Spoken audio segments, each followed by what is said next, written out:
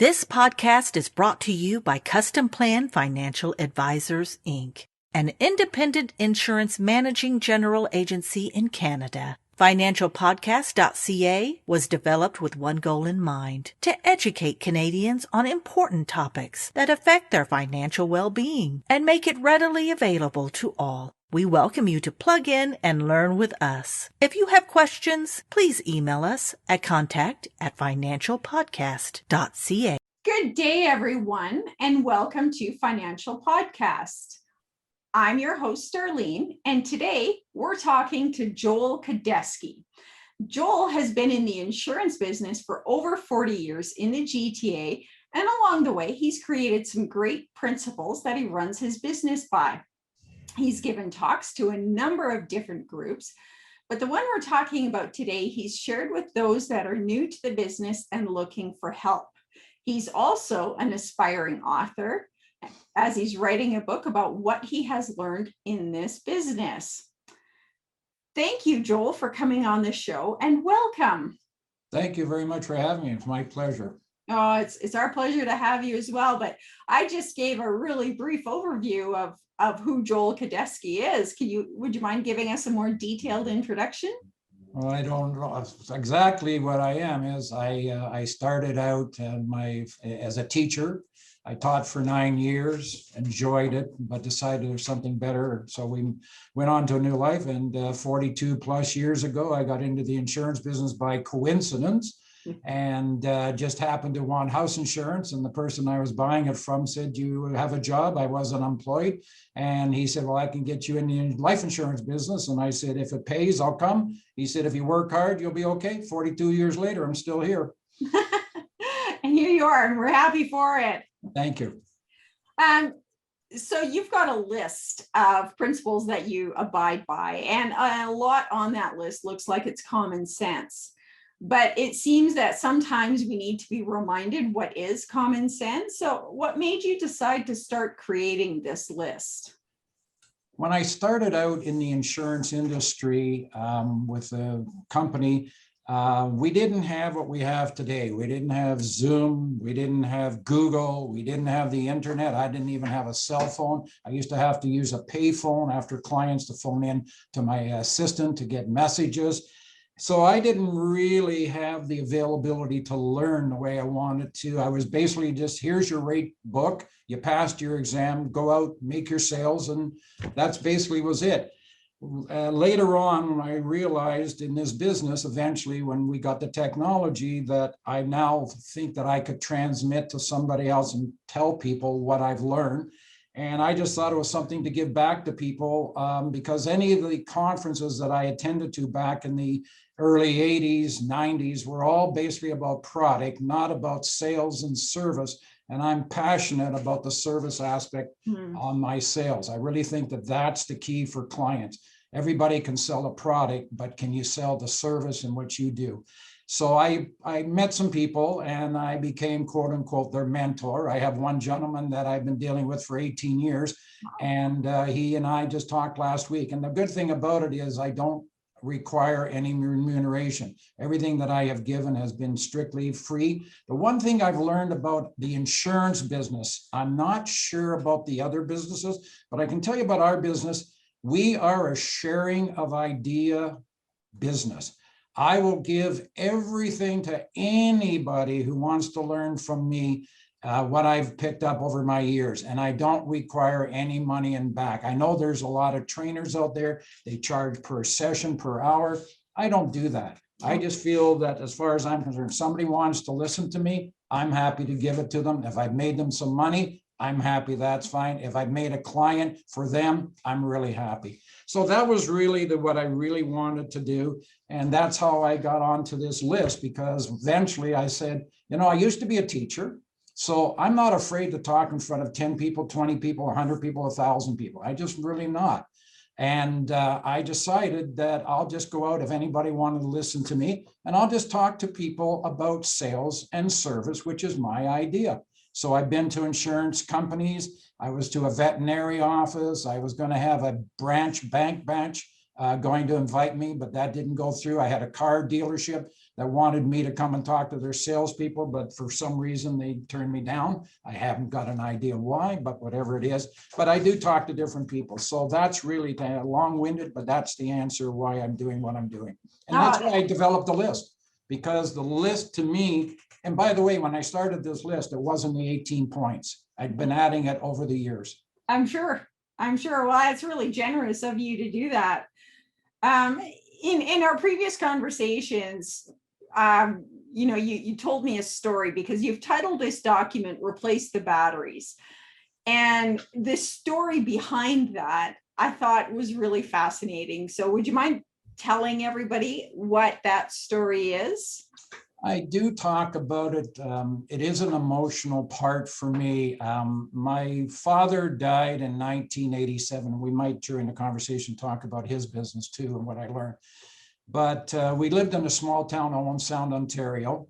And my mother was your typical, at that time, stay-at-home mother, and never drove.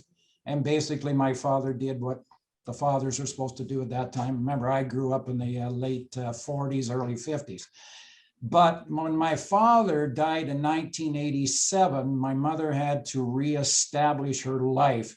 But since she did not drive, she did what my father used to do. They used to support the local businesses downtown. And fortunately, where we lived in Owen Sound, we were literally 2 blocks away from the main street. And we used to go visit her after my dad passed away. And one day she said to me, "Will you take me to the hardware store, Mr. Bedford's?" And I said, "Why?" And she said, "Well, I got to get this flashlight fixed." And I said, "What's wrong?" She says, "I need some new batteries."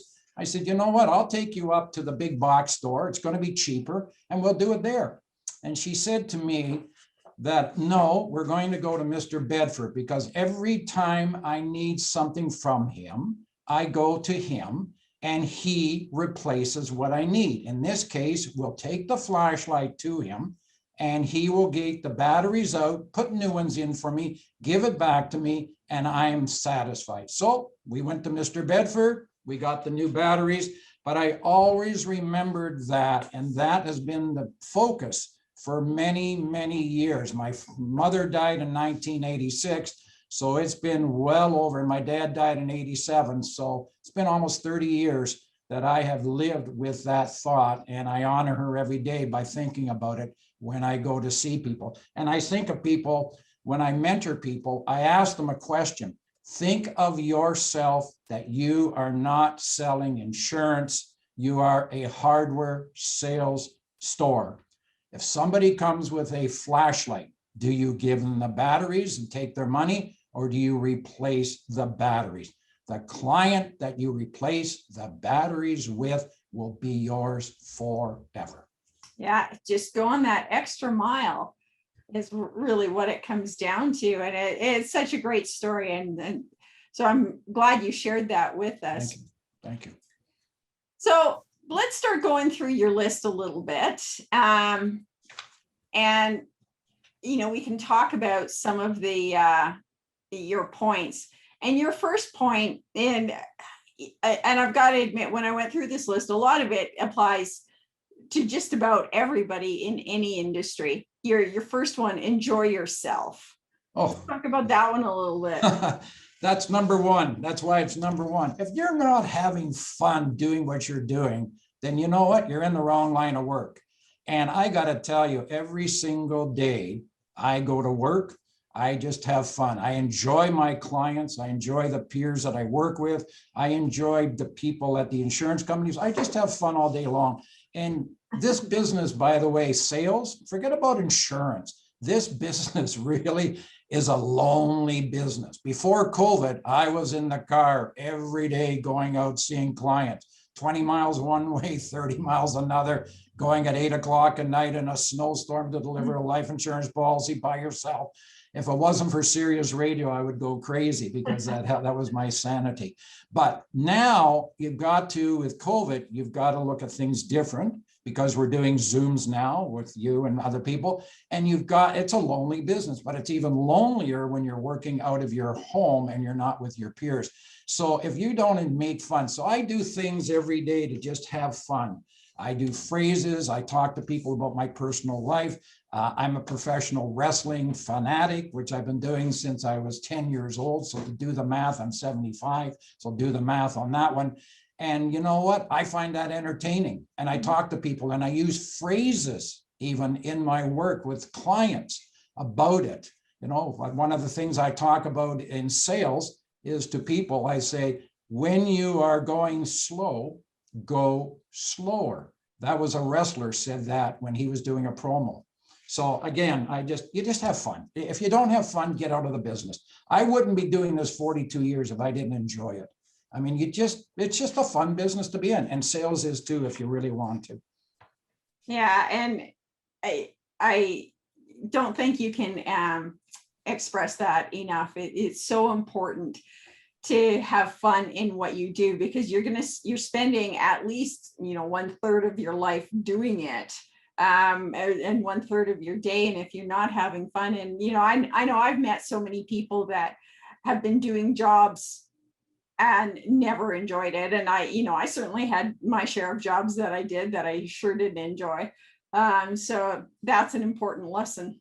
Yeah, and the other thing too is, because I do a lot of health and dental benefits with companies, and I have thousands of employees that are part of there, and I go to visit them pre-COVID, you would see people doing jobs and you just can tell by the talking to them, they're just not happy.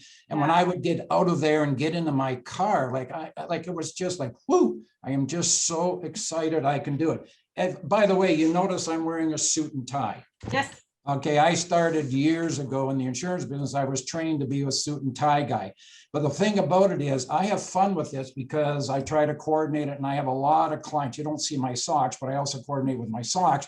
But the thing about it is, I have fun with that. So just little things like that can make somebody else's life a little bit easier too, a little bit more pleasurable. And I do get clients who have literally said to me at the end of the conversation or the meeting, you've made my day, it was fun, you told me something, you look different. I've had people actually, before I walk in, first thing they say is, let me see your socks, let me see your tie, let me have a look at you. So, but again, it's fun. If you don't have fun, you don't do well. That's true. And it comes through to clients, by the way, too. I've had people, and you're a consumer as well, you've tried to buy something from a guy and you just don't buy. You like the product, but you're not going to buy from him or her. They're just not fun people. They just don't come across as having they don't enjoy what they're doing. That's right. It is easier to talk to somebody who does enjoy what they do. That's true. And so point number 2 is be punctual. We've talked about this a couple of times, punctuality. So I don't think there's a client or somebody in the business that knows me that will ever say I've ever been late for an appointment. In fact, I'm always 10, 15 minutes early. I was taught that by my late father. He was very punctual in everything we do, even in my personal life. If we have to go to a wedding at 5 o'clock, my wife hates it because we're sitting in the car 4:45 ready to go in, and everybody else hasn't come up yet. I just think that it shows respect when you go to somebody's place of business and their time is very, very, very precious, and you come 10, 15 minutes late. I just don't think that's proper. I think it shows respect. If you come early, I'll wait 10, 15 minutes in a waiting room. Listen, I go to a doctor and I'm waiting a half an hour, so what's the difference? But the point is, I have an appointment at 5 o'clock. I'm here 10 to 5, quarter to 5. If you want to come out at 5, that's fine. You want to come out at 10 after 5, I really don't care. I just don't want you to say you're late. That's right.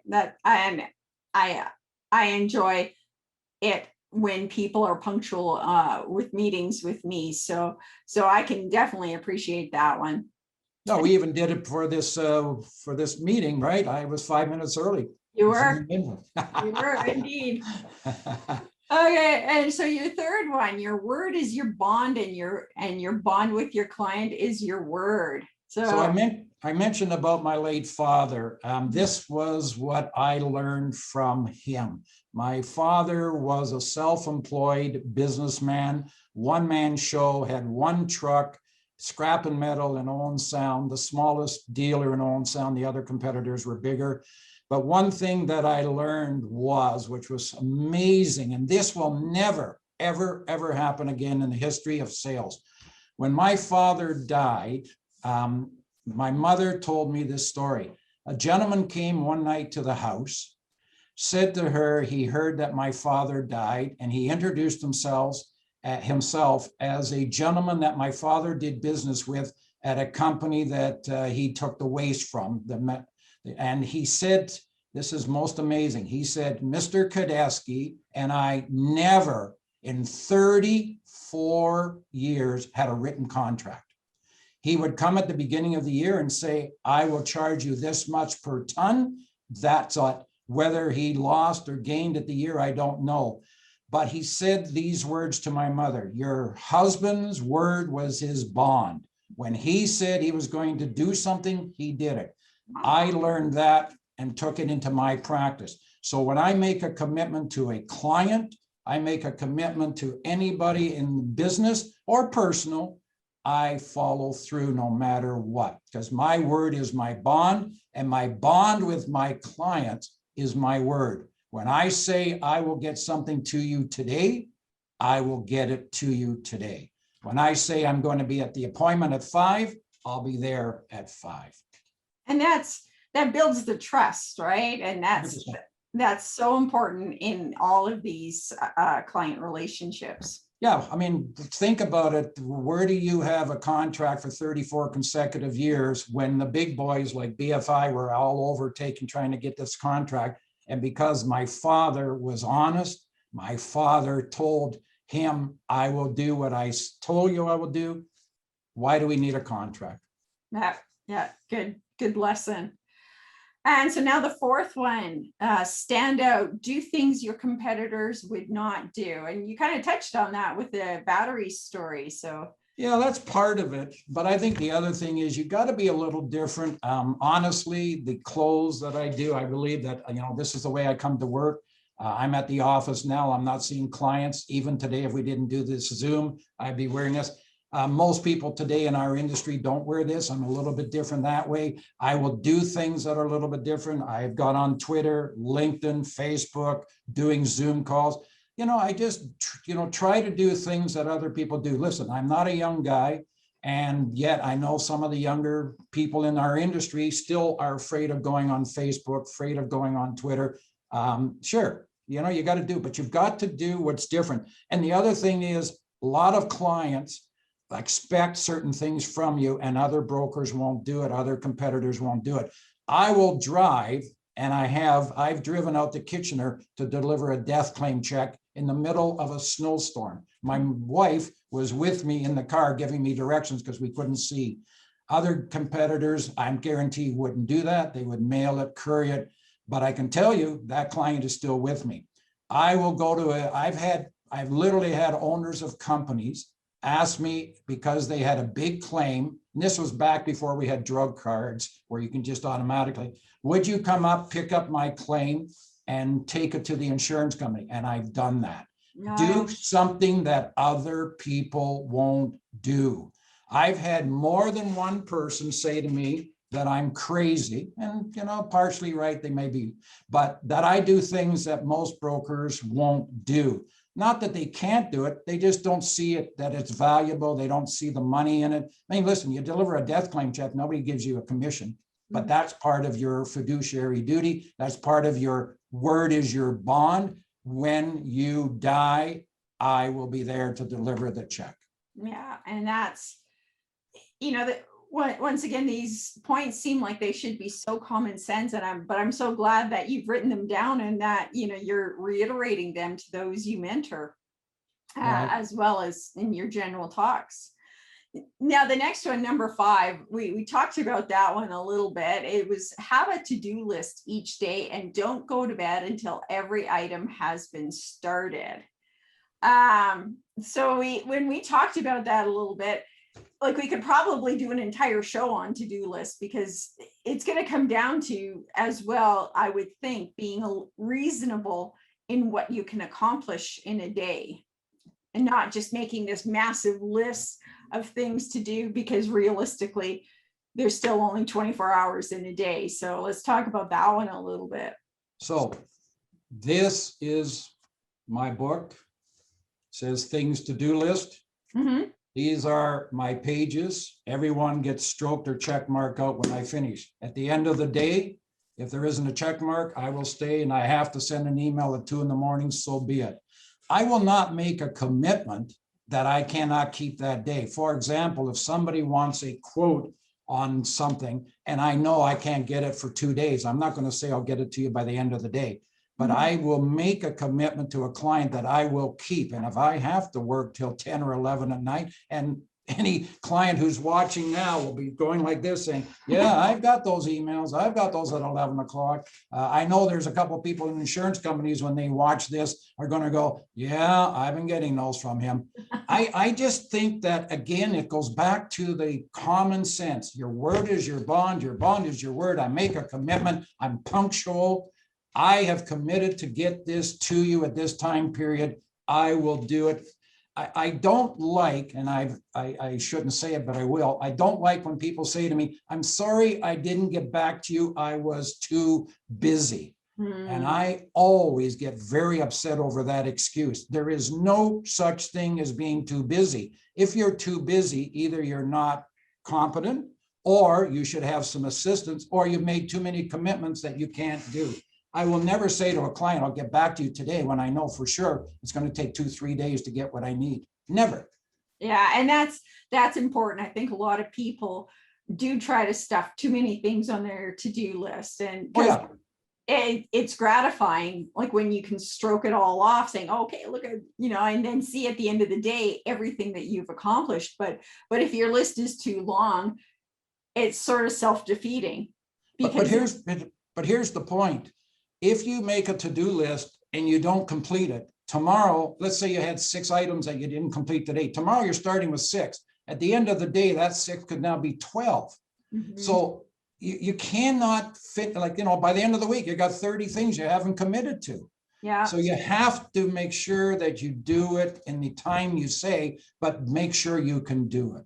As long as you can do it. Never make a commitment that you know you're never going to fulfill. That's right. And the other interesting thing, and just on this part, sure, if I send something off to an insurance company and they don't get back to me, I will send an email that night to the client saying, I have tried to get your information. They didn't get back to me. I will get back to you tomorrow. And you can be sure 9 o'clock the next morning, I'm on the phone talking.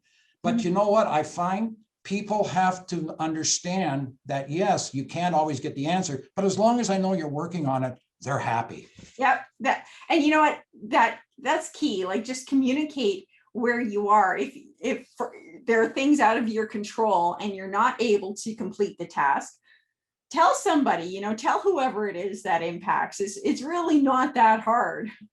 I just sent an email before you and I got on, and the title was, can you give me an update, please? I haven't heard for a few days. I want to know what's going on. Yeah. So there you go. Sometimes you got to do that. I do it. All right. So number 6, respect clients and be thankful every day they are dealing with you. Oh, God. Any person in sales, I don't care if you're selling cars, you're selling homes, if you do not respect the client and be thankful every day they're dealing with you. I always tell people that in the insurance business where I am, in the GTA, we're not talking across Canada, we're talking in the Greater Toronto area. I've been told we're somewhere around 20 to 30,000 brokers like myself selling what I sell. Okay. So when you have one person who says to you, I like what you have to offer, I like you, I want you to do it, you go, I am so grateful, because you know what? There's about 25,000 other guys out there who say they can do the same thing, but you picked me. Yep. And because there's so much competition out there, you just have to be so thankful. And I think that's why, and again, me personally, I'm not talking about other people, why I go that extra mile with clients, because clients, listen, let's face it, customers are fickle sometimes. They can change on a dime. You never know. As long as you are so happy to be with them. And every time I get a phone call from a client, I am so happy. The more my phone rings, the happier I become. It doesn't have to be a sale. It could be somebody just phoning up complaining their $22 drug card didn't get charged. Okay, I'll be happy to solve it. no problem. That's what I want to do. So Yeah. yes, I agree. Always remember one other thing. This is very important that a lot of people don't remember. People today have choices, so many choices for their product. And just think about it. They picked me. Woo! How could I not be happy? Well, and that comes across too, and when you've got a client who knows that their business is appreciated, they're just going to keep giving you more business. So yeah. And I learned again from my late mother. I learned so much from my parents, even though at the time when you're growing up, you don't really realize it. When my father died, my mother sent to every single person that made a donation in his name a personal handwritten card thanking them for the donation, the relationship. I send out to clients, and I just did last week two cards. I sent out to clients, thank you very much for doing something with me. We were doing something on a case and it was very difficult, and the client helped me out. And I just sent a personal thank you note in my awful handwriting, not type. And they know it's coming from me because nobody can read my handwriting. When I was a teacher, by the way, that was the one complaint that the superintendents and principals hated about me. Horrible handwriting. Even to this day, insurance companies hate getting something from me in handwriting. Oh no, there is again. All right, number 7, smile, smile, smile. Oh, if you're happy, how can you not smile? I mean, it's contagious. Remember, it takes more muscles to frown than it does to smile. So let's take the easy way out and smile. But when you're smiling to people, it's contagious. They get happy. I can't tell you how many times I've gone into a renewal and it's been very, very dicey. And I know the client is going to kill me. And I walk in happy, smiling, and pre-COVID shaking hands, the usual thing. And you know what? The meeting went really well.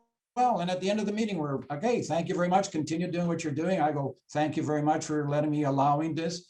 And that's it. But why would you not smile at everything? What is there to not smile about?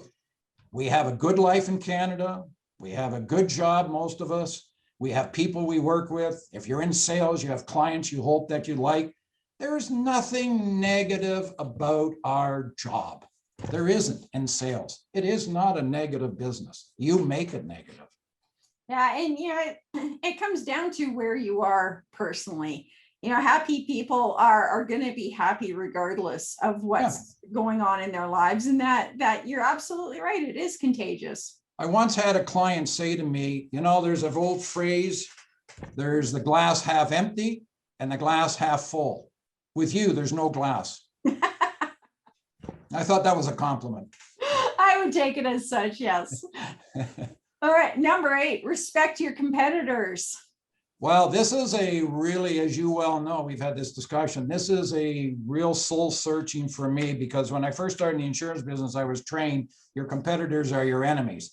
I learned over the years, they're not really the enemy. They're really just doing the same job I am. And I have to understand that they're going to do what they have to do and I have to do what I do. I just think that hopefully I'm better and that the clients will agree. But I think you have to respect what they're going through, because as I said before, this is such a lonely business and we're all getting negatives and we're all getting positive. And, there are good days and there are bad days, and they're going to have the same thing that I'm going through, same time. And you just have to respect them. Listen, they're doing, anytime you're competing against somebody, they're having the same feeling you are. Am I going to get the business? Am I going to keep the business? Is the client going to like me?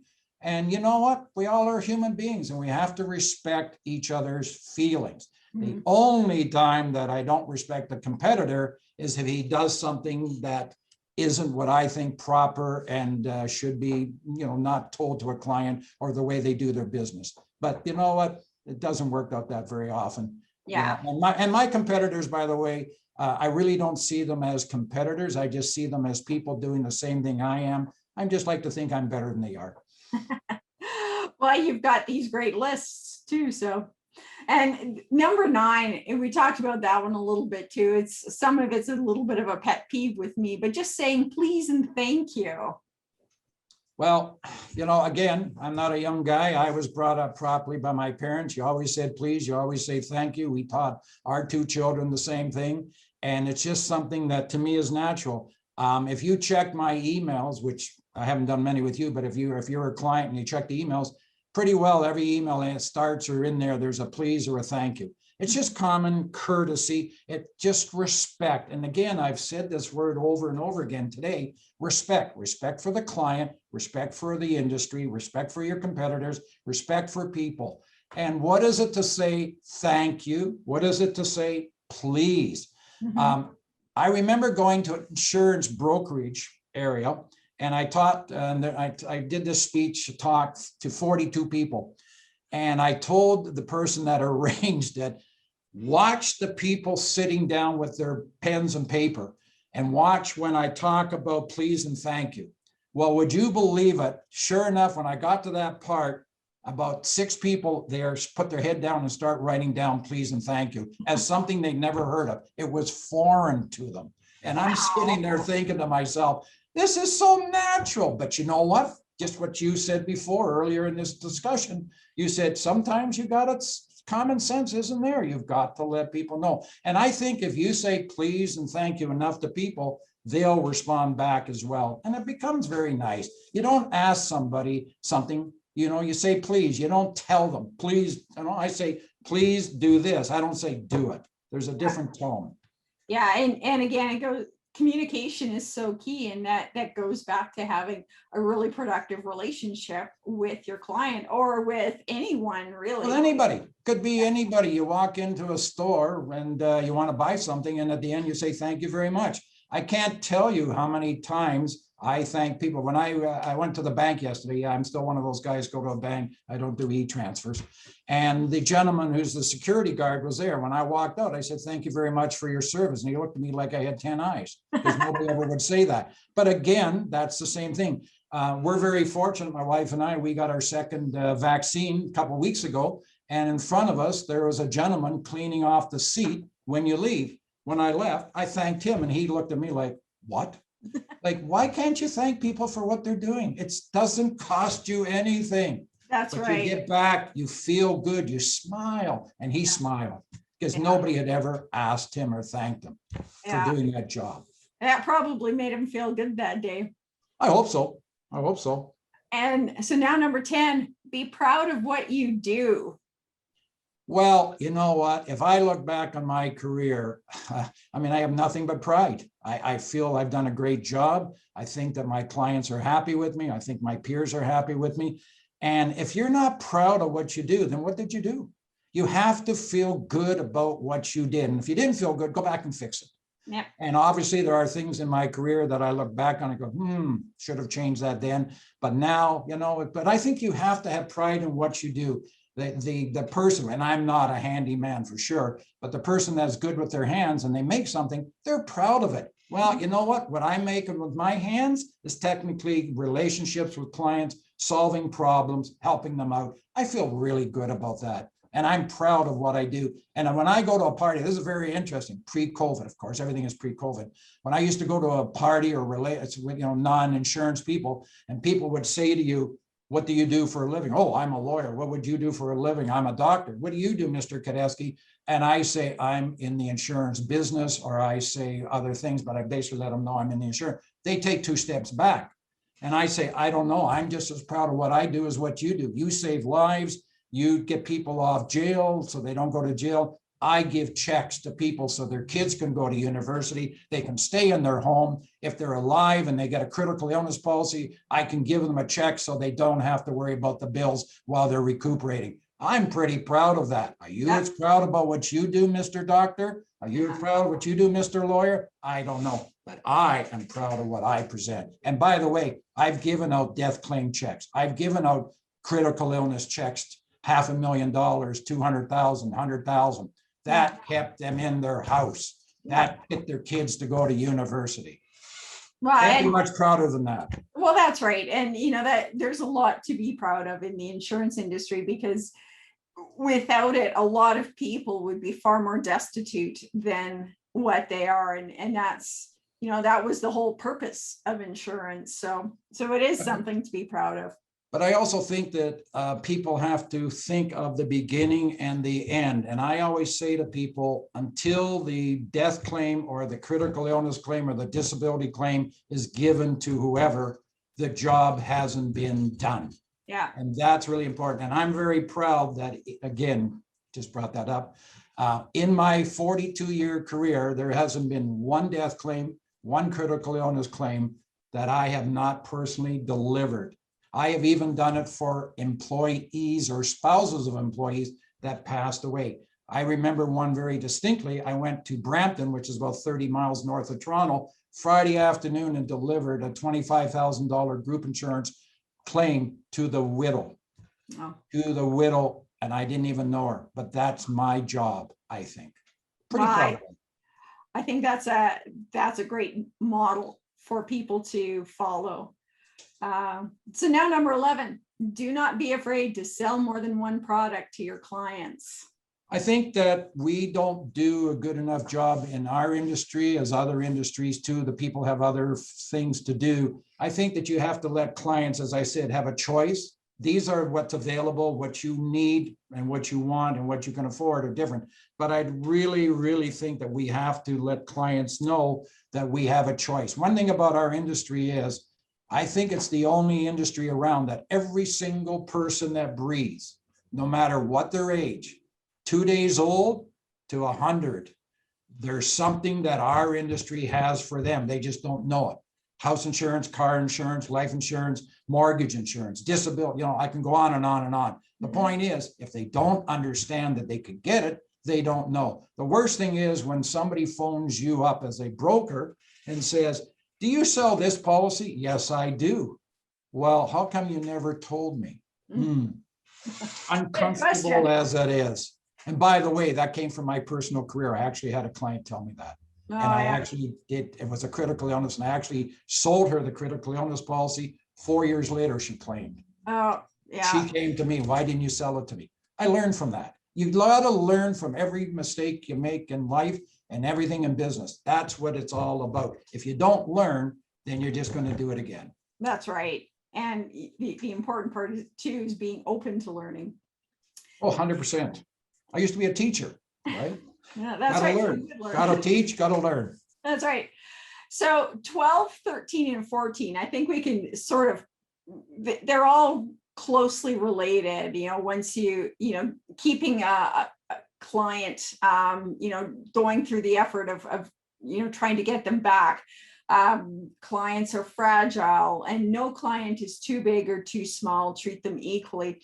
This all seems to go to the whole idea of, once again, treating your client with respect. So what do you think?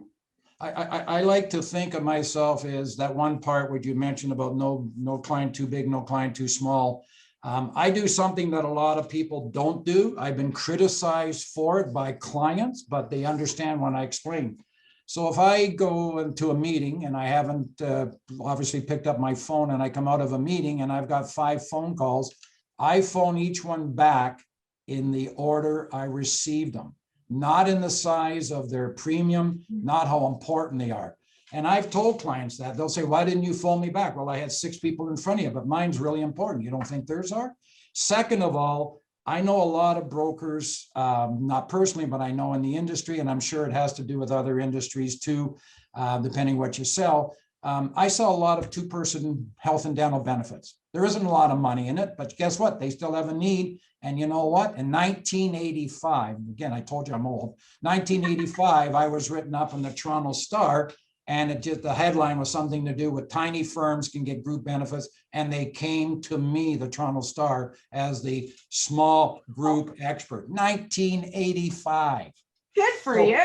Yeah, well, hey, listen, it is what it is. But the beautiful part about it is I really believe strongly, and all my clients know it because I let them know up front. They all know that doesn't matter who you are, you're going to get the same respect. My 2-person group, some of them actually have said to me, I cannot believe you're wasting all your time on me with a lot of work. And I don't see it as waste. That's my job. And if you don't want it, get out. There's lots of guys won't write a 2-person group, a 3-person, a 4-employee. They just go for the big one. Well, that's their prerogative. I don't turn anything down. Never have turned a case down in my life, small or big. Yeah, and that's I'm sure all of your clients appreciate that about you. You've got a couple other thing too. I just wanted to, sorry for interrupting. I just wanted to go on that part about clients are fragile. Yeah. You're in business, you're talking to people. I'm in business talking. People with COVID and with other things in their personal life, man, you just never know. One day they're good, one day they're bad. And I find that you just got to treat them really consistently with respect, no matter what's going on in their day. I had one a couple of weeks ago where I phoned that lady and she answered and I said, okay, something's wrong in your life. She said, what do you mean? I said, I can tell in your voice. And she started telling me what was going on with her life. And it wasn't very pleasant, but she said, I can't believe that you picked that up. I said, well, that's part of my job. I got 2 ears, 1 mouth. I got to listen better. Wow, that's impressive. And I'm sure she appreciated that. She you did listen. She did. She really did. And again, I'm proud of what I did. I'm happy. And I smiled afterwards because I know she felt better. Yeah, I'm glad to hear that. You've got a couple of more points after this one, but number 15 was see people, see people, see people. So when people ask me what's the key to success in the insurance business or sales in general, I say 6 words: see people, see people, see people. I like sports. I relate a lot of sales to sports. If you don't get up to bat, you can't hit. If you don't take a shot on net, you can't score. So in our business, the more people you see, the more chance you have of helping them and making a sale. So if you see enough people, you see enough people, you see enough people, the sales will come. 6 simple words: see people, see people, see people. Very straightforward. Yeah, and I think those are important words. Well, you know what, Joel? I can't wait for your book to come out when you finish writing it. Yeah, next year. I think it'll be a great roadmap for people to follow, not just in insurance, but really in just about any business. So thank you so much for coming on the show today. We had to take a brief break, but now that you're back, I can ask you, what do you want to leave us with some final thoughts? I think the thoughts based on what we talked about today was that sales is a great occupation.